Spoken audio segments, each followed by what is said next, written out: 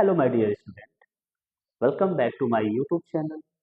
So, this session is for BSc 5th semester. Okay, as you learned in the previous video about an important unit of paper 2, that is catalyst. Okay, you understand about catalyst, you understand about the definition of catalyst, you also understand about the homogeneous catalyst, and also understand about the heterogeneous catalyst.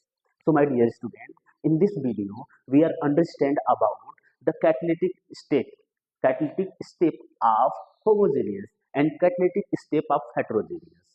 Okay, in this video, we are understand about the important fact. Okay, how catalysts are regenerate and unchanged during the reaction. Okay, both catalysts like homogeneous and heterogeneous we are discussed in this video. So please keep ready your pen and copy and write notes, understand the definition which I tell you. Okay, so start the class without any consuming of time. That is, this is a very important topic. Okay, this is homogeneous catalytic state. Okay, so my dear student, we are understand about the definition of homogeneous. So what is the definition of homogeneous? We are clearly say that the reactants state and also catalyst state are in the same phase. Okay, that are in the same phase. That's why we are defined that are homogeneous catalysts. Okay, homogeneous in that both medium, both substance like reactant and catalyst are in the same medium. Okay, so start the catalytic step with understand some definition. That is our homogeneous catalyst. Homogeneous catalytic step is a reaction where the catalyst is in the same phase. Where is the catalyst is in the same phase. Okay, that are phase. It may be liquid liquid, it may be solid solid, it may be gas gas. Okay, now as the reactant as the reactant, meaning they are all mixed together in a single phase. Obvious सी बात है, यहाँ पर क्या होगा बच्चा, समझाना है आपको ना। तो ये दोनों क्या होंगे, यहाँ पर सेम फेज में होंगे। कौन कौन से सेम फेज में होंगे, रिएक्टेंट और कौन, रिएक्टेंट और कौन, कैटलिस्ट, दोनों क्या सेम फेज में होंगे। उसको अच्छे से मिला सकते हैं, ठीक है ना, वो एक दूसरे में क्या हो जाएंगे, घुल मिल जाएंगे, ऐसा बोलो। ठीक है, अब देखो, this allow for the maximum interaction between the catalyst. ये क्या करेगा, मैक्सिमम इंटरेक्शन अलाउ करेगा इसके बीच में, कैटलिस्ट और रिएक्टेंट के बीच में, क्योंकि दोनों का फेज सेम है ना। जब फेज सेम होगा तो उनके बीच में रिएक्शन ज्यादा अच्छा सा होगा। जब फेज डिफरेंट होगा तो रिएक्शन नहीं होगा। मैं अभी क्लियर करूंगा आपको, विद इन सेकेंड आपको अच्छे से क्लियर हो जाएगा। ठीक है बच्चा लोग, अब देखो, as and the reactant often leading to high activity and selective by the providing alternative reaction pathway। अभी क्या करता है बच्चा, जब रिएक्टेंट और कैटलिस्ट एक दूसरे के साथ मिल जाता है और अच्छे से रिएक्शन करता है तो वो अल्टरनेटिव पाथ देता है, जिससे क्या होता है, कैटलिस्ट का काम ही यही होता है, अल्टरनेटिव पाथ प्रोवाइड करना। किसको प्रोवाइड करना, रिएक्शंस को। रिएक्शन को क्या करेगा, एक अल्टरनेटिव पाथ प्रोवाइड करेगा, जिससे क्या होगा, रिएक्शन अच्छे से हो जाता है और जल्दी से हो जाता है। ठीक है ना, उसके एक्टिवेशन एनर्जी को कम करता है। जब उसकी एक्टिवेशन एनर्जी को कम करता है ना, रिएक्शन बड़ी तेज होती है। तो यही ना हुआ था बच्चा, आप देखो जो ग्राफ आप बनाए थे, थोड़ी सी थिकनेस बढ़ा दे अपने पेन की तो ज्यादा बढ़ गया। हाँ जी सही है। तो देखो बच्चा, आपके पास एक second, wait wait wait, okay, this this is a graph between what is that time, what is that energy, activation energy. ठीक है ना, whenever a reaction start from this point, whenever reaction start from this point, the activation is energy is high without catalyst। क्या होगा बच्चा लोग, without catalyst जो होगा वो एक्टिवेशन एनर्जी बहुत ज्यादा होगा। If we are use a catalyst, okay, in the reaction, so activation is energy is minimum and reaction product will be formed। Okay, so here activation energy is minimum, that's why that's why reaction is faster, Okay, with catalyst activation energy is minimum, reaction is faster. Without catalyst activation energy is maximum, reaction is slow. So you can understand, what you understand, that they provide lower activation energy. कौन lower activation energy provide करा रहा है? आप बताओगे कि जो catalyst होता है वो लोअर एक्टिवेशन एनर्जी प्रोवाइड करा रहा है। Any doubt? No doubt. Okay, example include soluble transition metal compound in a liquid or gaseous catalyst in the gas phase। ये बोल रहे हैं कि जो ट्रांजिशन मेटल कॉम्प्लेक्स होते हैं, कंपाउंड्स होते हैं, या तो वो लिक्विड लिक्विड में हो सकते हैं या तो गैस गैस में हो सकते हैं। डेफिनेशन समझ में आया? प्रॉपर समझ में आया? ठीक है, चलिए इसके एग्जाम्पल को समझ लेते हैं। कैसे होता है step catalytic of homogeneous? So we are understand about example that are acid catalyst ester hydrolysis. Acid catalyst ester hydrolysis. Step 1, formation of catalyst substrate complex. This is a very important step by which we are start the reactions, like ester react with acid. Ester react with acid to form protonated ester. what is ester? Protonated ester in the sense जो ester होगा उसके पास एक proton आ जाएगा। Okay, समझते हैं, इसको समझते हैं। क्या समझते हैं? This is a ester. Any doubt? No doubt. CH3COOR। okay, you can put the value of OR in the place of R, alkyl, whatever you like. Okay, if OHR, this reaction are like CH3 double bonds O or this is ester. Okay, this is S plus, this S plus is the catalyst which are taken from any liquid material that are liquid material in the sense acid, H2SO4. This is our acid catalyst. Okay, this is a acid catalyzed ester hydrolysis. Okay, so we are understand about the ester are protonated. Ester are protonated. So this oxygen abstract the bond electron. That's why they wear negative charge and transfer by the carbon they wear positive charge. Okay, so hydrogen are attack on the negative charge. That's why we have a compound like, what have the compound like? CH3 COH OR. This is plus. This is known as protonated ester. Clear? Any doubt? No doubt. Okay, I know you have no any doubt. Okay, step 2. Step 2 in the sense conversion of product. Okay, conversion of product. First we all see that waters attack on the protonated ester to form tetrahedral intermediate. waters attack on protonated. waters कहाँ पर attack कर रहा है बच्चा लोग? तो आप बताओगे वाटर यहाँ पर अटैक कर रहा है। लिखे हम CH3COH। ओके, CH3OH, यहाँ पे क्या हो जाएगा? Plus OR, then it will be react with water. So we have a compound like CH3COH. Okay, यहाँ पर फिर आ जाएगा, क्या आ जाएगा? OH। यहाँ पर क्या आ जाएगा बच्चा? OR और H प्लस क्या हो जाएगा? अभी बाहर H प्लस बाहर है, तो हमारा ये कंपाउंड बना। ठीक है ना, टेट्राहेड्रल कंपाउंड बना, नो प्रॉब्लम, टेट्राहेड्रल कंपाउंड है ना बच्चा। अब यहाँ पे देखो the step 3, formation of final product. यहाँ पे क्या होगा? फाइनल प्रोडक्ट का फॉर्मेशन होगा। कैसे होगा formation? And regeneration of catalyst. Sorry, this is cold time, that why we are suffering from cold fever. Now देखिए, formation of final product. Final product का फॉर्मेशन हो रहा है। ठीक है, कब हो रहा है? रीजनरेशन ऑफ कैटलिस्ट, कैटलिस्ट को रीजनरेट करके। जनरली देखिए इसमें क्या होगा, हमारे पास ये कंपाउंड है ना बच्चा, देखो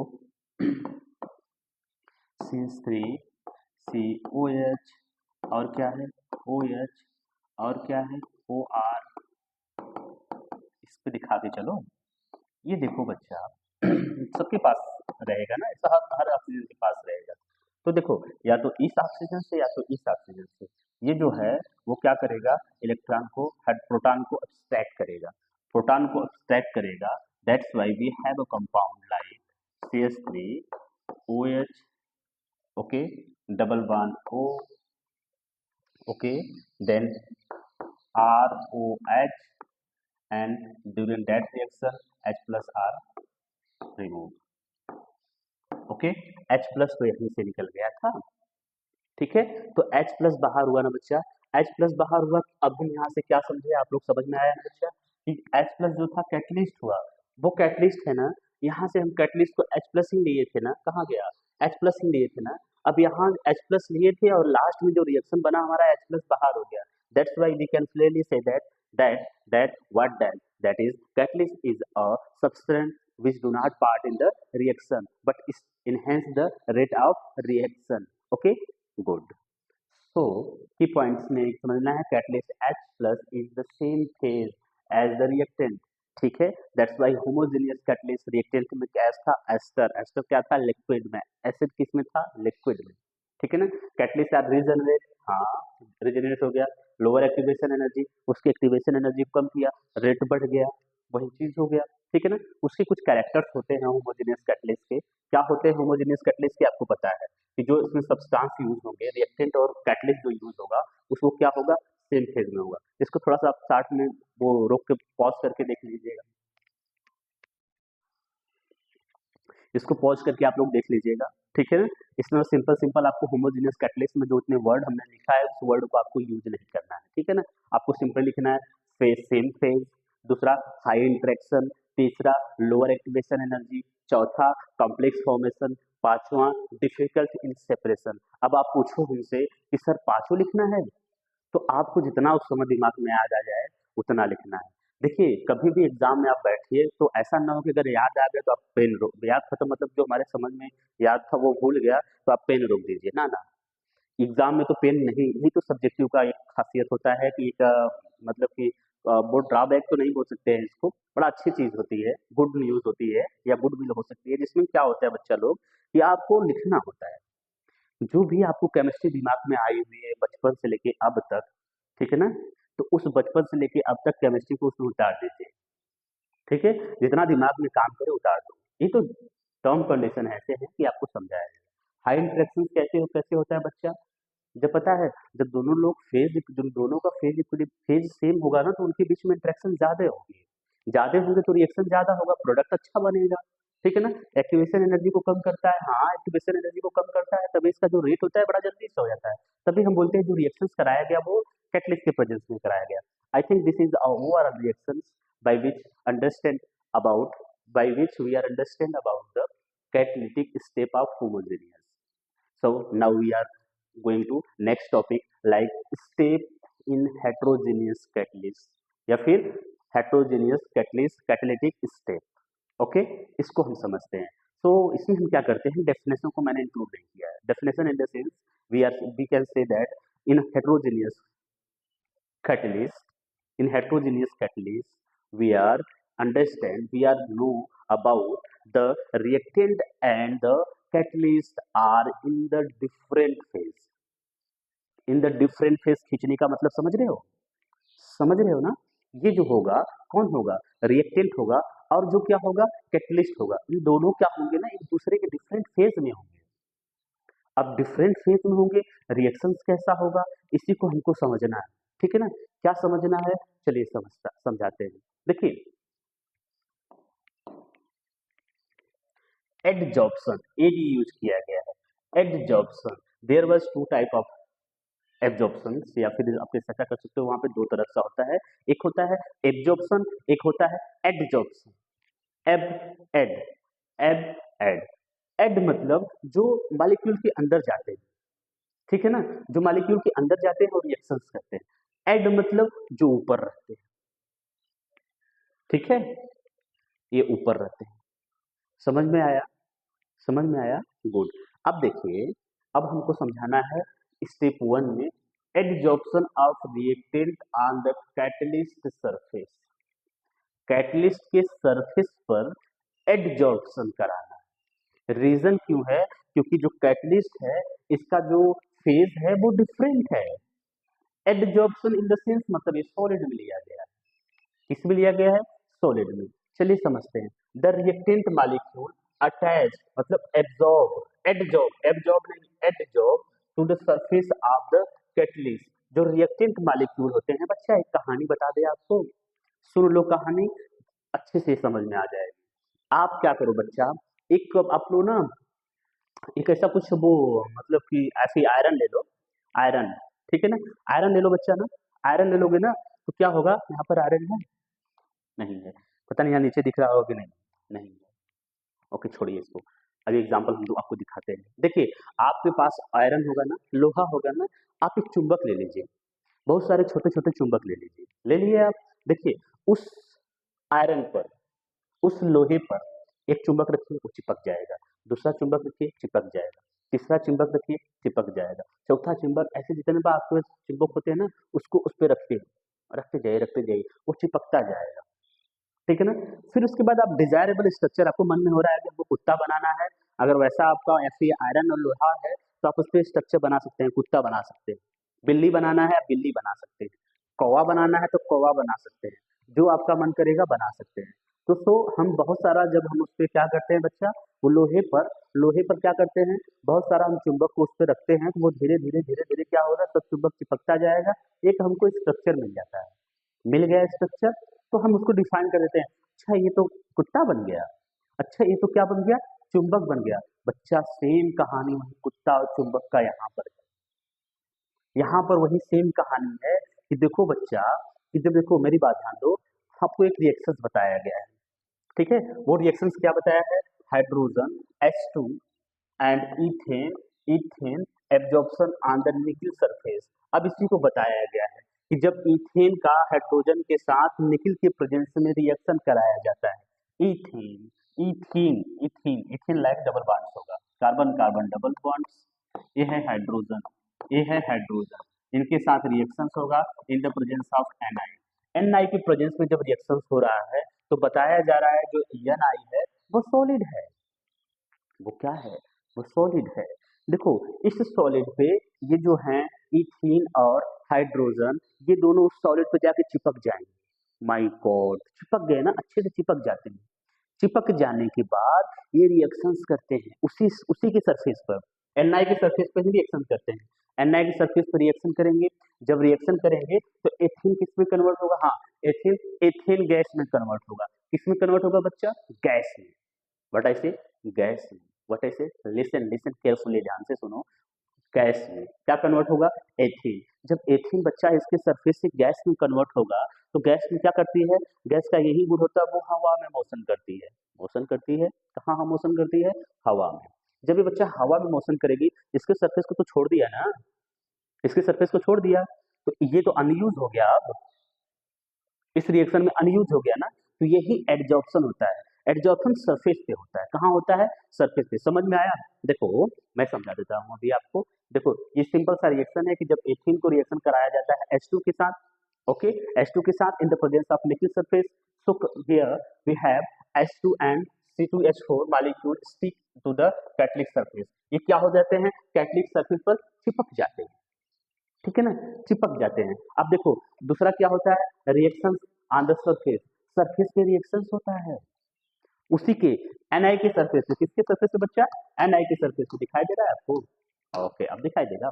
the adsorbed molecule react with the each other on the surface of catalyst, on the catalyst surface, तो जो मॉलिक्यूल एडजॉर्ब किए गए हैं सरफेस पर, कैटलिस्ट के सरफेस पे, तो वहां पे रिएक्शन करेंगे, मानने वाले थोड़ी ना, वो रिएक्शंस करेंगे। जब वो रिएक्शंस किए बच्चा, तो देखो hydrogen atom react with ethene to form ethane, double bond are, यहाँ पे जो डबल बॉन्ड है वो ब्रेक हो गया, एक हाइड्रोजन इनके पास जाएगा, एक हाइड्रोजन इनके पास जाएगा, तो हमारा क्या बनेगा, एथेन बनेगा।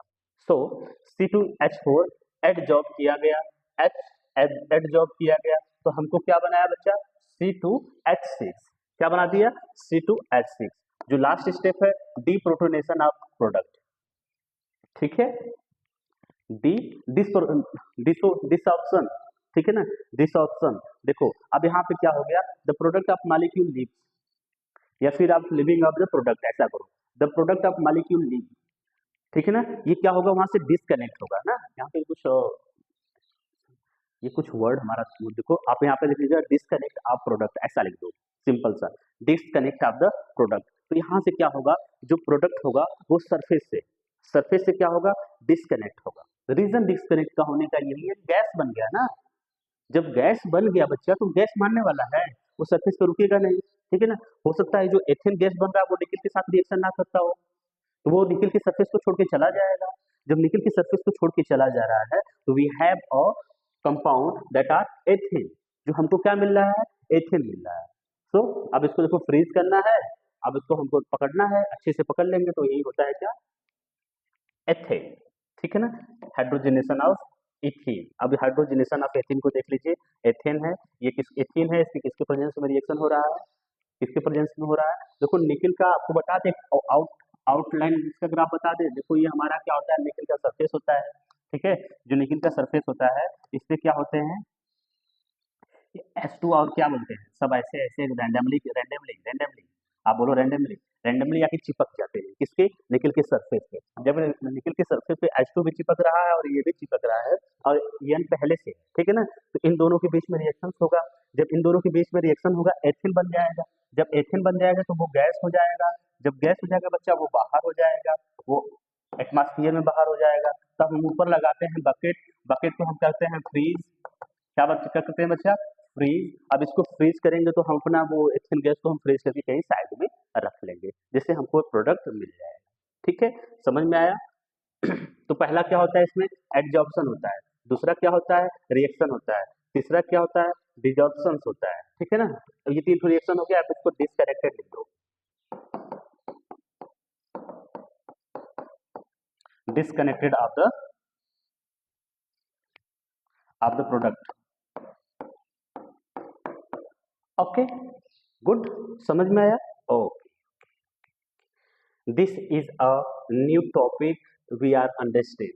Okay, now we are going to understand about regeneration of catalyst.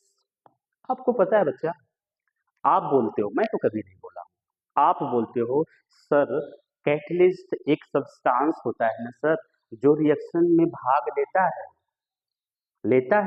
Reaction में भाग नहीं लेता है, रिएक्शन में भाग नहीं लेता है, लेकिन जब तक वो रिएक्शन में रहता है रिएक्शन की दर को बढ़ा देता है सर, यही आप बोलोगे ना। मैंने अगर आपसे पूछा generally sir can you define the catalyst, तो you can clearly say that catalyst sir substance बड़ा अच्छा सा होता है जो रिएक्शन की दर को बढ़ा देता है। लेकिन क्या होता है कि जैसे बच्चा आप 4 फ्रेंड हो ना, 4 फ्रेंड छोड़ो 2 ही फ्रेंड पकड़ लो, आप 3 फ्रेंड हो, ऐसा 3 फ्रेंड है, अभी दूसरा वाला फ्रेंड जो है कोई सा नाम ले लो, लोग बुरा मान जाएंगे, दूसरा वाला फ्रेंड दूर है, आप क्या खा रहे हो, अच्छा सा वो तो लेटर सपोज आप कुछ स्नैक्स खा रहे हो, लाइक वेफर्स खा रहे हो ना, वेफर खा रहे हो आप, तो अब देख रहे हो कि वो थर्ड वाला फ्रेंड आ रहा है, आप जल्दी जल्दी जल्दी जल्दी जल्दी जल्दी खा रहे हो, जल्दी जल्दी से खा के खत्म कर दिया उसे। जब वो बच्चा आया और बोला नहीं मैं तो वेफर नहीं खाता हूँ, मुझे ऑयली चीज खाने से मना है, फिर आपको क्या लगेगा, ओ माय गॉड झूठे ऐसा कर दिया। देखो वो लड़का खाया आपका वेफर, आप बोलो नहीं खाया वो, लेकिन आपकी जो स्पीड है, खाने की जो स्पीड है उसको तो बढ़ा दिया ना, उसको जब स्पीड को बढ़ा दिया, बस यही मैटर है। अब इसी यहाँ पे देख लो, रीजनरेशन होता है, आप यही जो वर्ड बोलते हो they do not part in the reactions, वही को हमको पढ़ना है, ये रीजनरेशंस क्या होते हैं, रीजनरेशन ऑफ कैटलिस्ट, कैटलिस्ट तो रिएक्शन में भाग लेता है, हाँ लेता है, रिएक्शन में भाग लेगा, रिएक्शन की दर को बढ़ा देगा, फिर वो बाहर हो जाएगा, उसी को हम कहते हैं रीजनरेशन ऑफ कैटलिस्ट। चलिए समझते हैं इसके डेफिनेशन को, देखो बड़ा सिंपल सा डेफिनेशन है, इसको समझने की कोशिश करिएगा। Regeneration of catalyst refers to the process by which a catalyst, by which ये क्या है, एक प्रोसेस होता है जिससे हम समझते हैं अ कैटलिस्ट आफ्टर पार्टिसिपेटिंग, जो पार्टिसिपेट करता है पार्टिसिपेटिंग के बाद इन द केमिकल रिएक्शन में, ठीक है ना, and is restored to its original active form so that it can be reused in the subsequent reaction, ठीक है। अब देखो किसी केमिकल रिएक्शन में पार्टिसिपेट करता है कैटलिस्ट, ओके कैटलिस्ट पार्टिसिपेट किया ना, फिर रिस्टोर करता है इट्स ओरिजिनल फॉर्म, अपने फॉर्म को रिस्टोर करता है, एक्टिव फॉर्म को, अपने जो एक्टिव फॉर्म है उसको रिस्टोर करता है।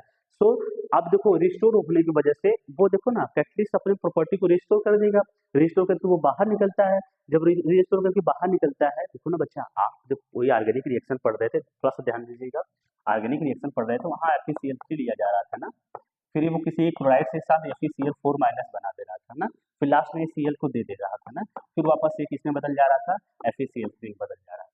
तो यही जो प्रॉपर्टी है कि वापस अपने कंडीशन को रिस्टोर करना, वही होता है रीजनरेशन ऑफ द कैटलिस्ट। ठीक है ना, this is important because the catalyst are not consume in the reaction. ये जो रीजनरेशन होता है ये भी इम्पोर्टेंट क्यों होता है कि देखिए इसमें देख लीजिए आप अच्छे से, थोड़ा सा नीचे कर लेते हैं,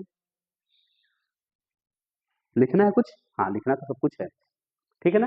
अब देखो ये जो इम्पोर्टेंस इसलिए इसको रीजनरेशन को माना जाता है क्योंकि देखिए आपको एनआई है बच्चा ना, जो एनआई आप यूज किए, इस एनआई में अगर एनआई को कंज्यूम करा देता तो बाकी दूसरा जो रिएक्शन कराना होता तो फिर से एनआई लाना होता।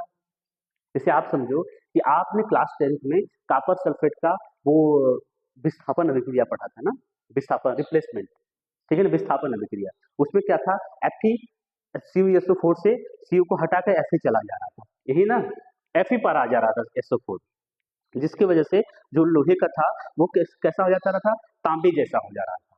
देखे थे आपने? नहीं, मैं आपको 60 वीडियो में अपलोड किया हूँ, देख लीजिएगा, वहां पर इसको दिखाया गया है। तो ये देखो रीजनरेशन इसलिए इंपॉर्टेंट है क्योंकि आप कैटलिस्ट की प्रॉपर्टी को आप बचा सकते हैं, फिर उसके बाद दूसरा जब हम रिएक्शन सब्सिक्वेंट रिएक्शन करा रहे हैं उसमें हम कैटलिस्ट का यूज कर सकें, ठीक है ना। अब देखिए इसमें क्या होता है कि this is important because the catalysts are not consumed in the reaction, they only facilitate the reaction, but sometimes they are maybe get temporarily, ठीक है ना, they may get temporarily, वो कुछ समय के लिए डीएक्टिवेट हो जाएगा, ठीक है ना, डीएक्टिवेट हो जाएगा, कुछ समय के लिए क्या हो जाएगा, डीएक्टिवेट हो जाएगा। क्यों हो जाएगा, कवर्ड बाय रिएक्शंस, जो उसमें रिएक्शंस कवर्ड कर लेंगे ना तो वो क्या होगा, कुछ समय के लिए टेम्पोरली, कुछ समय के लिए वो क्या हो जाएगा, डीएक्टिवेट हो जाएगा, ठीक है ना। दैट्स व्हाई इंटरमीडिएट्स और products regeneration ensure the continuous catalyst activity.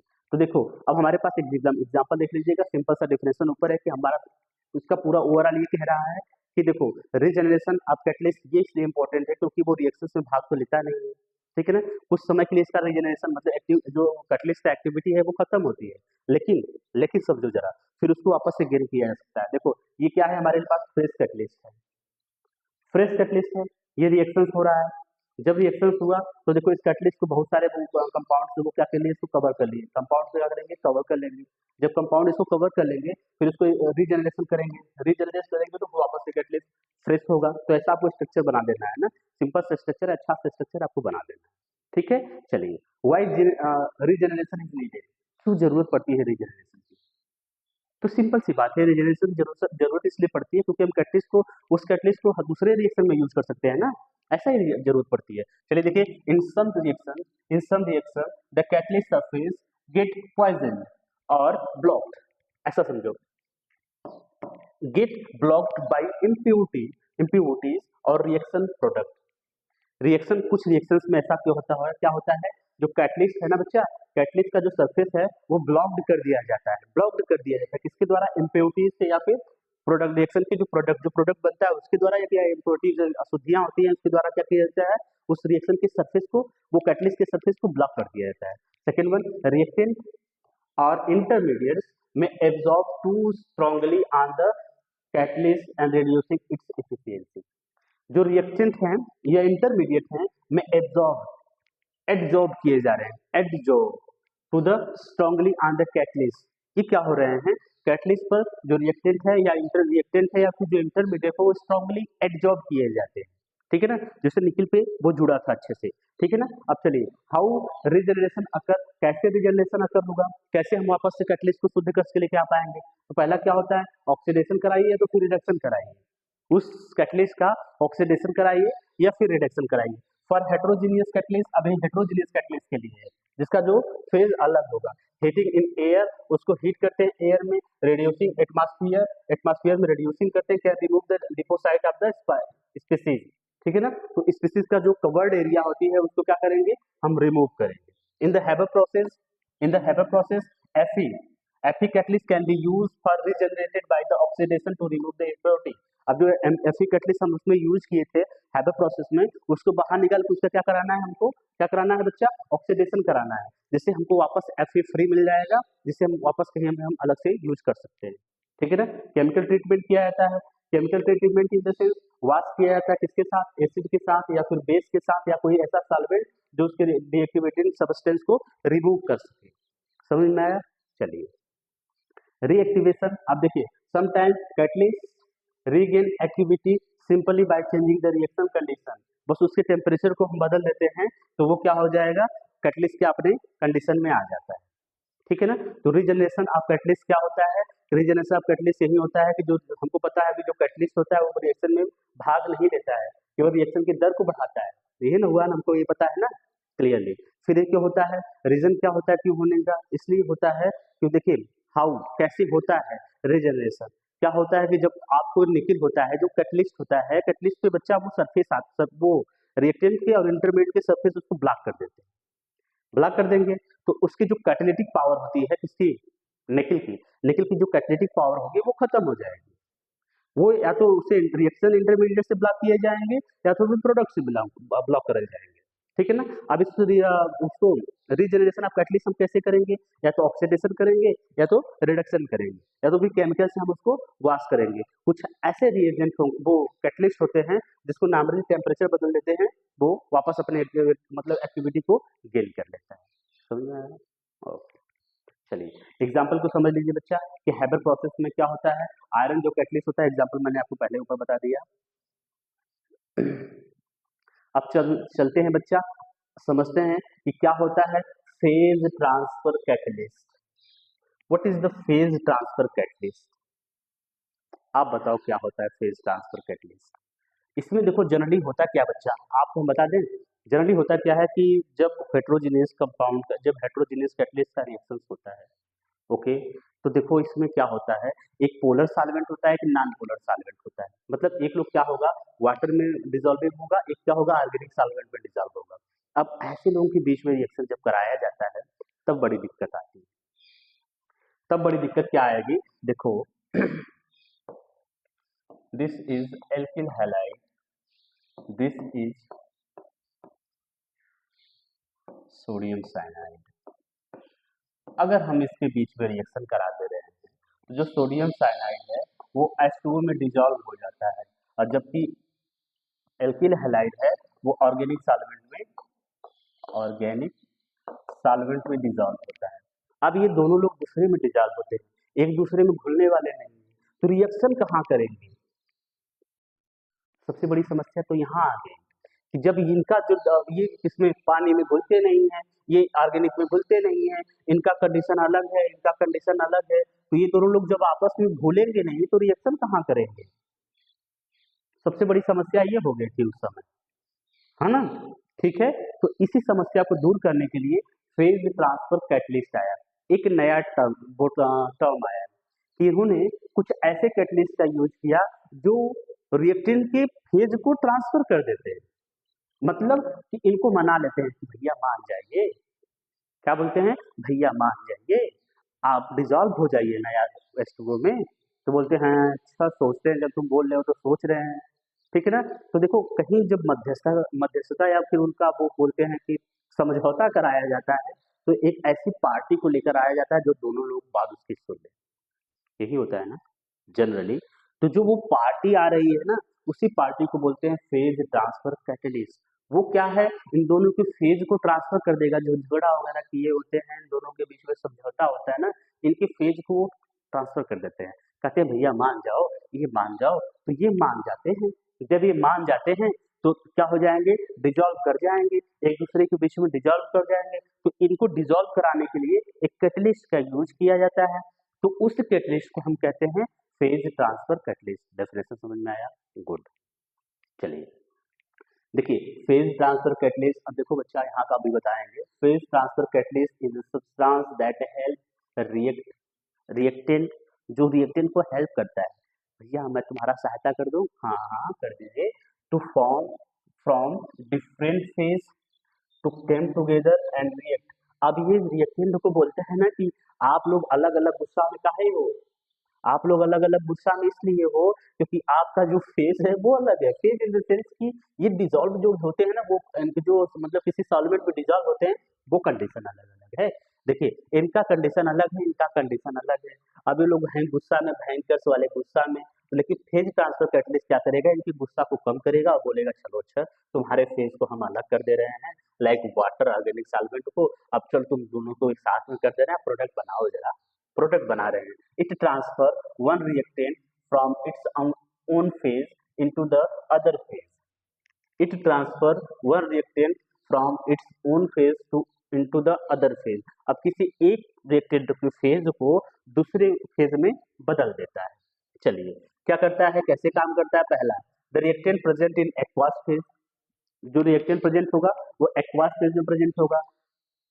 Phase transfer PTC, this is attitude word PTC, but you learn, so you can say that PTC।